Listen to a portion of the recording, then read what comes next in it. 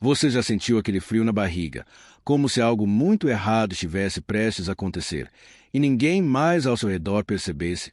Imagine caminhar por ruas antigas, ouvir sussurros no vento e sentir que o mundo inteiro está prestes a mudar, e que só você sabe disso. Eu sou Isaías, e foi exatamente assim que minha vida começou. Deus me chamou em meio a um templo silencioso e me mostrou coisas que ninguém acreditaria, visões de dor, de destruição, mas também de uma esperança impossível de ignorar. Eu vi um Salvador vindo para o mundo, alguém que carregaria o peso de todos nós. E eu? Eu tinha que anunciar essa verdade em um tempo em que poucos ouviam, poucos acreditavam, e muitos temiam o que eu dizia. O que você vai ouvir agora são histórias de medo, de responsabilidade e de fé. Visões que atravessaram séculos e ainda podem tocar o seu coração hoje. Se você acha que está preparado para entrar nessa jornada, fique comigo, porque o que você vai descobrir pode mudar a forma como você vê o mundo para sempre. Eu me lembro daquele dia como se fosse agora. O ar do templo era pesado, misturado ao cheiro da mirra e do incenso queimado, e murmúrio distante de sacerdotes ecoava pelos corredores sagrados. Mas naquele instante, tudo isso desapareceu. Um silêncio absoluto me envolveu, um silêncio que carregava tanto peso quanto majestade. Foi quando minha visão começou. Vi o Senhor, não como eu poderia imaginar um rei humano, mas como algo infinito, imensurável. Ele estava sentado em um trono que parecia feito de luz pura, tão radiante que meus olhos ardiam só de contemplar. Seu manto se estendia para além do horizonte do templo, preenchendo cada espaço, cada sombra. Ao redor, serafins voavam, suas asas tremulando em um ritmo que vibrava com a própria essência do céu, cantando: Santo, Santo, Santo é o Senhor dos Exércitos. E cada palavra deles parecia atravessar minha alma, queimando meus medos, revelando minha fraqueza, mas também me fortalecendo.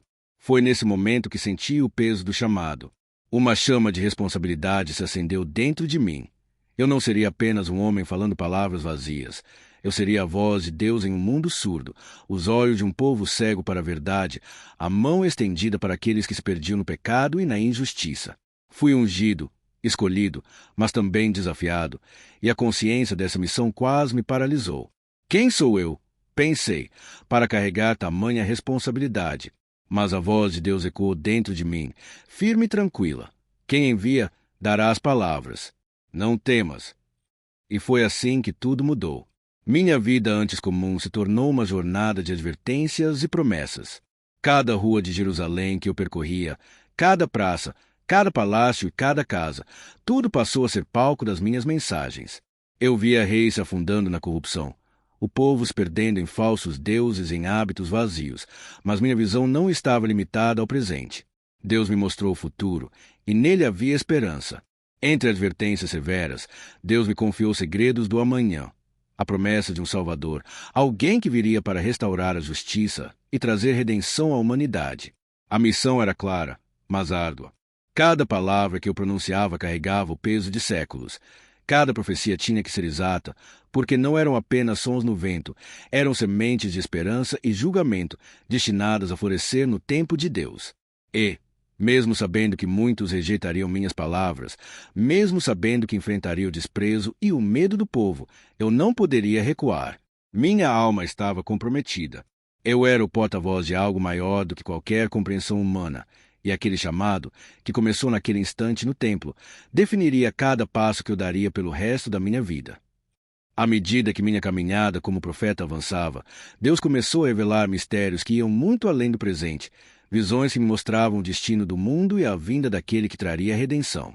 Em minhas noites de vigília, quando Jerusalém dormia sob o silêncio da lua, o Espírito me envolvia e me levava a cenas que eu jamais poderia imaginar. Eu via um menino ainda não nascido, envolto em uma luz pura, um ser destinado a mudar a história da humanidade. Ele viria de uma virgem, um sinal do próprio Deus para um mundo perdido em corrupção e dor. O seu nome, que eu sussurrei em visões, era Emanuel, Deus conosco. E não era apenas um sinal, era um chamado à esperança.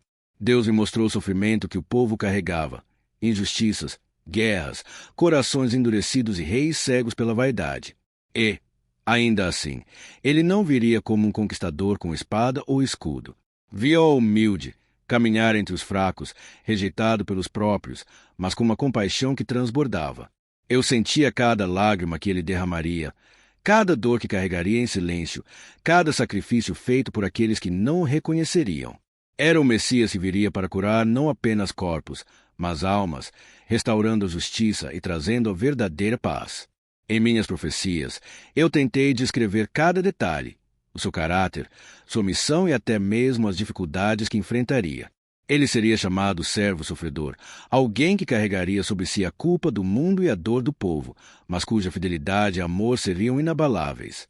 Deus me mostrou também a reação dos homens. Muitos o rejeitariam, zombariam de sua autoridade, até mesmo aqueles a quem ele mais amava. Mas a luz que o cercava era inextinguível, e eu sabia, mesmo em meio à escuridão da descrença, que ele cumpriria sua missão. Cada palavra que eu escrevia, cada visão que relatava, tinha um propósito: preparar o coração das pessoas, apontar para a esperança que ainda não podia ser compreendida, mas que seria revelada no tempo certo. Eu sentia, mais do que jamais senti em minha vida, que minha voz não era apenas minha. Ela carregava o peso do destino, o chamado de Deus e a promessa de que um Salvador chegaria para transformar tudo.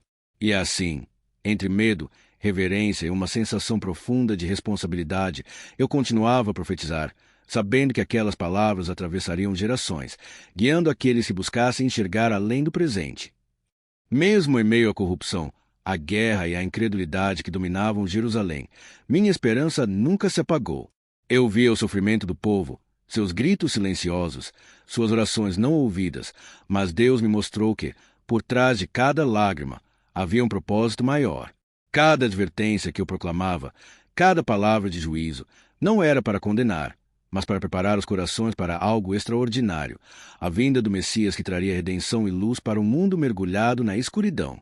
Em minhas visões, eu contemplava gerações futuras, pessoas que ainda não nasceriam, mas que se beneficiariam da promessa cumprida. Eu via o Messias não apenas como um salvador de Israel, mas como alguém que mudaria o destino da humanidade. Cada detalhe era revelador. Ele traria justiça, compaixão e reconciliação. Ele seria a ponte entre Deus e os homens, o caminho para a verdadeira paz. E mesmo que muitos não compreendessem minhas palavras na época, eu sabia que elas eram sementes plantadas para florescer no tempo certo. Minha vida como profeta foi marcada por um peso que poucos poderiam suportar, mas também por uma certeza que transcendia o medo. Deus sempre cumpre suas promessas. Eu sabia que minhas palavras não seriam esquecidas, que atravessariam séculos, que inspirariam fé e coragem em corações que buscassem a verdade. Minha missão não se limitou ao presente, ela ecoaria no futuro, como um chamado eterno para a esperança, a justiça e a fidelidade. E assim, olhando para trás, vejo que minha maior alegria não foi ser ouvido pelos poderosos ou ser reconhecido entre os homens, mas saber que participei de algo maior que minha própria vida. Meu legado não é apenas profecia, é um testemunho de fé, de coragem, de visão e de amor. É a certeza de que, mesmo nos tempos mais sombrios, Deus trabalha para cumprir suas promessas e que aqueles que permanecem fiéis às suas palavras encontrarão redenção e luz, mesmo quando tudo ao redor parece perdido. E assim termina a minha história, contada como se eu mesmo estivesse caminhando entre vocês, anunciando o Salvador antes que o mundo conhecesse. Se você se emocionou com essa história, deixe seu gostei e inscreva-se no canal para não perder mais relatos incríveis da Bíblia e dos profetas. E olha só, na tela está aparecendo outro vídeo que vai te levar ainda mais fundo no universo das profecias e milagres. Você não pode perder. Até a próxima!